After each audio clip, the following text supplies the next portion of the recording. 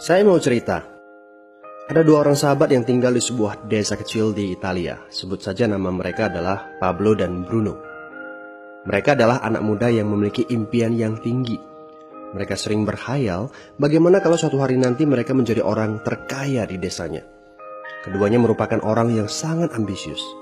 Yang mereka perlukan adalah sebuah kesempatan. Pada suatu hari, kesempatan itu pun datang. Kepala desa memutuskan untuk mempekerjakan kedua anak ini untuk membawa air dari sungai ke sebuah penampungan air di tengah desa. Keduanya masing-masing membawa 2 buah ember dan segera menuju ke sungai. Menjelang sore, keduanya telah mengisi penampungan air sampai penuh. Kepala desa menggaji mereka masing-masing berdasarkan jumlah ember air yang mereka bawa. Wow, Pablo dan Bruno senang sekali. Ini berarti impian mereka akan segera terkabul. Mereka sulit percaya jika mereka bisa mendapatkan rezeki sebanyak ini. Mereka bekerja lebih keras lagi setiap hari agar bisa mengangkut air lebih banyak. Namun, Pablo mulai merasakan ketidaknyamanan. Ia tidak yakin pekerjaan ini bakal buat impiannya terwujud. Punggungnya nyeri dan kedua telapak tangannya lecet-lecet. Kian hari, kian takut saat harus pergi bekerja. Ia pun mulai berpikir keras mencari akal bagaimana caranya membawa air dari sungai ke desanya. Pablo mendapatkan ide. Bruno, saya punya rencana. Daripada kita mondar-mandir bawa-bawa ember setiap hari, kenapa kita nggak sekalian aja buat sebuah saluran pipa dari sungai ke desa kita? Saluran pipa? Ide dari mana itu? Seru Bruno. Kita udah punya kerjaan yang bagus, Pablo. Saya bisa bawa 100 ember sehari. Saya akan jadi orang kaya. Di akhir minggu, saya bisa beli pakaian baru. Pada akhir bulan, saya bisa beli seekor sapi. Dan pada akhir tahun, saya bisa bangun sebuah gubuk baru. Nggak ada kerjaan sebagus ini di desa ini. Setiap minggu kita bisa liburan. Setiap akhir tahun, kita berhak cuti selama 2 minggu dengan gaji utuh. Kita akan punya hidup yang layak. Jadi buang jauh-jauh lah pikiran untuk bangun saluran pipa. Tapi Pablo tidak putus asa. Ia akhirnya memutuskan untuk bekerja paruh waktu. Ia tetap bekerja mengangkut ember-ember air.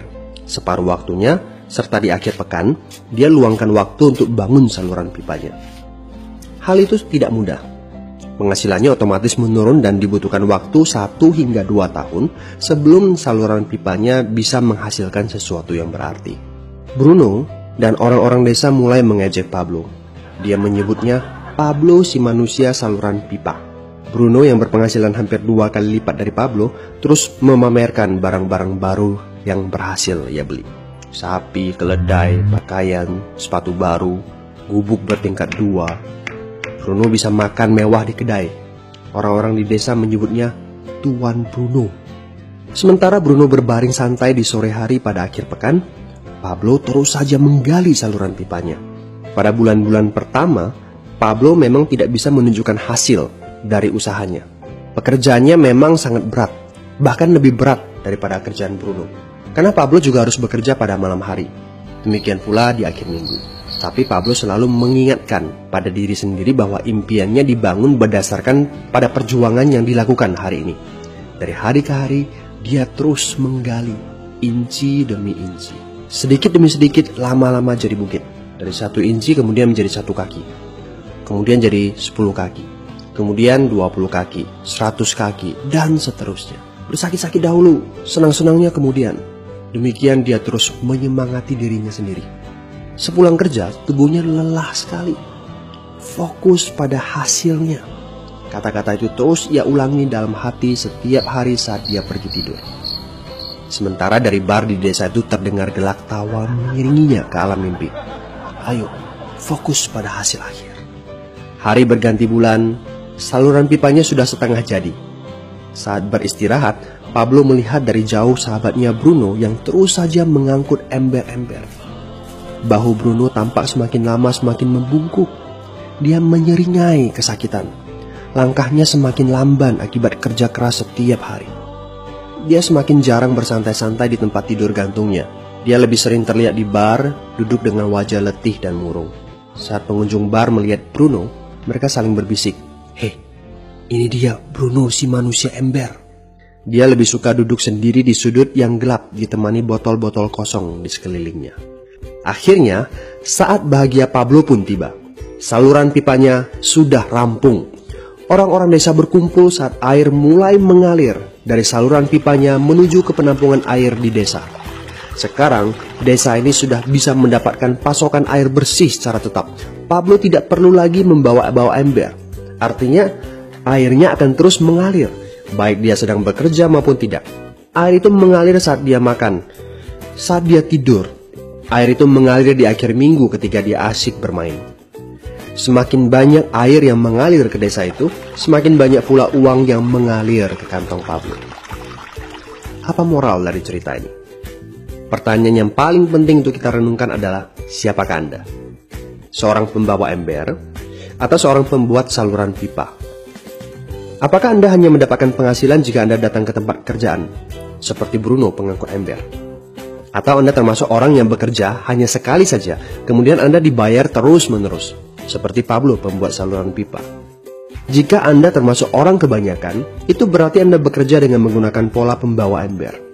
Anda membarterkan waktu untuk mendapatkan uang. Maksudnya, bekerja 1 jam dibayar per jam, bekerja 1 bulan dibayar per bulan, bekerja setahun dibayar per tahun. Masuk akal kan? Masalahnya, dengan sistem pembawa ember, masuknya uang akan berhenti saat kita berhenti bawa ember. Artinya pendapatan kita hanya sementara alias tidak langgeng. Kalau di suatu pagi Bruno bangun dan punggungnya terasa sakit, sehingga dia tidak bisa bangkit dari tempat tidurnya, berapa uang yang akan dia dapatkan hari itu? 0 besar. Fakta yang harus kita sadari adalah, kita tidak bisa bekerja selamanya karena faktor usia dan kesehatan. Jika kita tidak sanggup membarterkan waktu kita, maka kita tidak akan mendapatkan uang. Pablo jauh hari sudah menyadari keterbatasan ini. Karena itulah dia langsung berpikir untuk menciptakan suatu sistem yang memungkinkan dia untuk terus mendapatkan bayaran baik dengan cara barter waktu ataupun tidak. Pikirkan ini. Bagaimana dengan Anda? Anda mau apa kalau besok penghasilan Anda berhenti? Apa yang akan terjadi kalau Anda dipecat? Apa yang terjadi kalau kemudian Anda sakit atau cacat sehingga tidak bisa membawa ember lagi? Bagaimana seandainya perawatan kesehatan yang mendadak yang harus Anda jalani menghabiskan uang tabungan Anda? Apa yang terjadi bila uang tabungan Anda itu langsung menguap dalam semalam? Kalau penghasilan Anda berhenti besok, untuk berapa lama Anda bisa membayar hipotek Anda? Cicilan rumah, mobil Anda, ataupun untuk biaya sekolah anak-anak Anda? 1 tahun, 6 bulan, 3 bulan, atau 3 minggu? Jelas. Apakah Anda bekerja sebagai penyapu jalan, bekerja di kantor, punya jabatan tinggi, atau memiliki toko, seorang profesional di bidang tertentu, tetap saja Anda membarterkan antara satuan waktu dengan satuan uang. Apakah dengan cara demikian Anda akan aman? Satu-satunya jalan untuk menciptakan keamanan yang sesungguhnya adalah seperti yang dilakukan oleh Pablo, yaitu membangun saluran pipa saat Anda masih bekerja sebagai pembawa ember. Dengan membangun sebuah saluran pipa, Anda cukup mengerjakan pekerjaan sekali saja, capeknya sekali saja, tetapi Anda akan dibayar terus-menerus. Saluran pipa ini akan memberikan Anda penghasilan walaupun Anda sedang tidur ataupun Anda sedang main. Penghasilan ini juga akan terus Anda peroleh setelah Anda pensiun, pada saat Anda sedang sakit ataupun cacat sehingga tidak bisa bekerja, dan juga dalam situasi darurat. Inilah yang disebut sebagai penghasilan pasif. Anda tahu, saat ini kami sedang membangun saluran pipa yang akan memberikan penghasilan pasif. Mau tahu caranya? Hubungi teman yang meminta Anda untuk menonton video ini. Dia punya akses untuk informasi yang Anda butuhkan.